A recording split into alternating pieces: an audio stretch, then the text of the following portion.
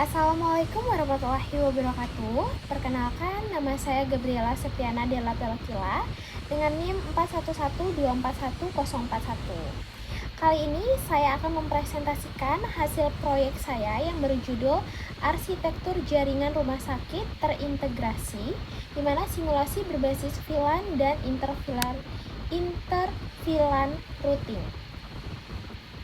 Tugas besar ini merupakan tugas besar dari mata kuliah Jaringan Komputer dan Kebijakan Keamanan dengan dosen pengampu yaitu Pak Ari Pangesti Aji. Baik, pertama kita akan mulai dari urgensi teknologi terlebih dahulu, di mana sektor kesehatan saat ini sangat membutuhkan jaringan yang andai untuk mengolah data-data sensitif. Oleh karena itu, simulasi ini dirancang menggunakan Cisco Packet Tracker untuk membuat arsitektur yang aman. Nah, lalu ada metode yang saya usulkan di sini menerapkan segmentasi logika melalui VLAN, interVLAN, routing dengan metode router on a stick serta menyediakan DHCP server yang terpusat. Baik, selanjutnya yaitu analisis kebutuhan bisnis. Nah, dalam merancang jaringan ini, ada 3 jenis analisis kebutuhan bisnis utama yang harus dipenuhi. Pertama adalah internal staff, di mana mereka membutuhkan akses yang konstan dan private ke server rekan medis pasien yang sifatnya rahasia. Lalu yang kedua yaitu bagian laboratorium, yang memerlukan pengiriman data digital hasil uji klinis secara cepat dan jalurnya harus terisolasi. Lalu yang terakhir yaitu adalah pengunjung, di mana rumah sakit menyediakan fasilitas WiFi publik, namun harus dipastikan tidak mengancam integritas jaringan internal dari rumah sakit itu sendiri. Nah, lalu di sini ada tujuan utama simulasi. Berdasarkan kebutuhan tersebut, kita memiliki beberapa tujuan utama dari simulasi ini. Yang pertama yaitu merancang arsitektur jaringan yang aman dan efisien bagi rumah sakit. Yang kedua yaitu mengimplementasikan VLAN 10 untuk staff, VLAN 20 untuk lab, dan VLAN 30 untuk publik. Lalu yang ketiga yaitu mengkonfigurasikan interVLAN routing berbasis sub-interface dari router fisik. Yang keempat yaitu membangun layanan DHCP server otomatis untuk perangkat nirkabel atau wireless.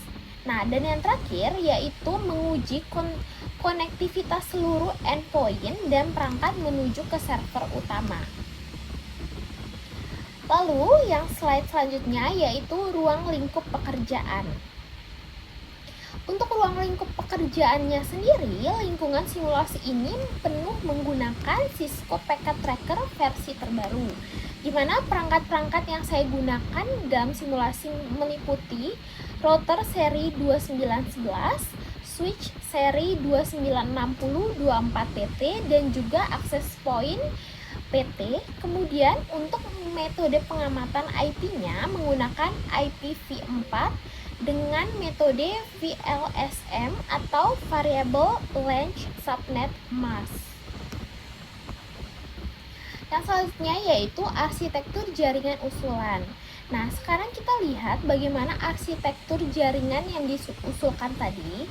Desain ini menggunakan model hierarkis di mana pusat kendali atau gateway berada pada router yang terhubung langsung ke switch pusat menggunakan kabel trunk.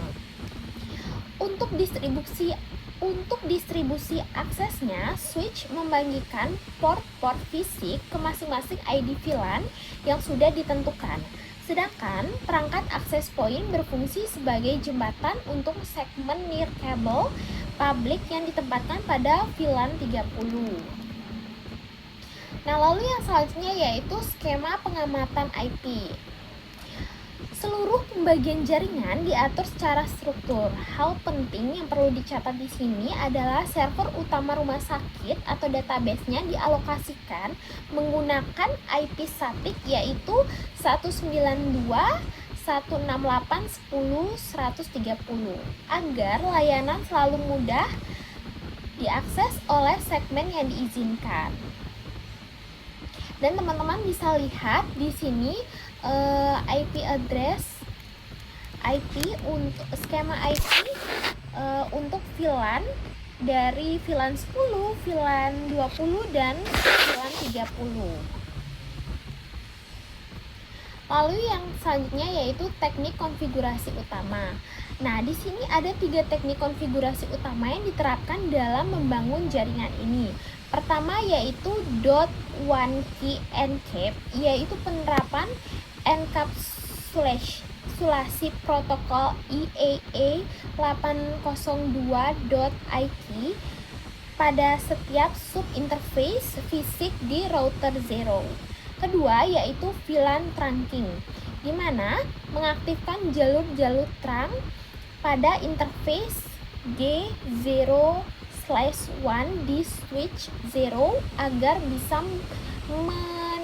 meneruskan paket data lintas VLAN. Dan yang ketiga yaitu DHCP pool, yaitu mengkonfigurasikan pool IP khusus untuk segmen Wi-Fi agar perangkat pengunjung dapat mendapatkan IP secara otomatis saat terhubung. Nah, lalu selanjutnya yaitu di sini hasil simulasi dan uji ping. Berikut adalah hasil simulasi dan uji ping yang telah saya lakukan. Hasilnya sangat memuaskan karena kita mendapatkan 0% packet loss, di mana detailnya itu konfigurasi DHCP sukses terbukti dari smartphone yang berhasil mendapatkan IP 192.168.18.2, di mana penguji pada VLAN 10 juga sukses. Ping dari PC dokter ke server mendapatkan status 100% replay. Begitu pula pada pengujian interVLAN, ping dari PC lab ke server sukses 100% replay. Dan secara keseluruhan nilai stabilitas RTT atau round trip time-nya sangat stabil dan optimal. Lalu yang selanjutnya yaitu analisis hasil simulasi. Nah, dari simulasi tadi saya menganalisis 2 hal. Yang pertama yaitu kinerja jaringan ini sangat optimal, di mana keberhasilan pengiriman data lintas segmen membuktikan bahwa konfigurasi enkapsulasi subinterface pada router 0 berjalan lancar tanpa adanya kegagalan rute. Dan yang kedua yaitu terkait integritas data, di mana statistik packet loss sebesar 0%, di mana yang menjamin bahwa pertukaran informasi rekam medis di dalam lingkungan rumah sakit ini terlindungi dengan baik dan performanya maksimal. Oke, baik. Yang terakhir yaitu kesimpulan dan saran. Sebagai kesimpulan, segmentasi VLAN ini terbukti dapat mereduksi dan atau mengurangi beban transmisi data sekaligus mengamankan wilayah operasional rumah sakit. Nah, untuk kedepannya saya memberikan beberapa saran. Yang pertama yaitu ada saran ACL, yang dimana perlu diterapkan akses control list atau ACL untuk memblokir akses dari pengunjung atau VLAN 30 tadi agar mereka tidak dapat masuk ke arah data private internal rumah sakit. Nah, lalu saran yang kedua yaitu saran redundansi. Sebaiknya kita menambahkan protokol seperti HSRP untuk mencegah terjadinya kegagalan rute jika jalur fisiknya terputus.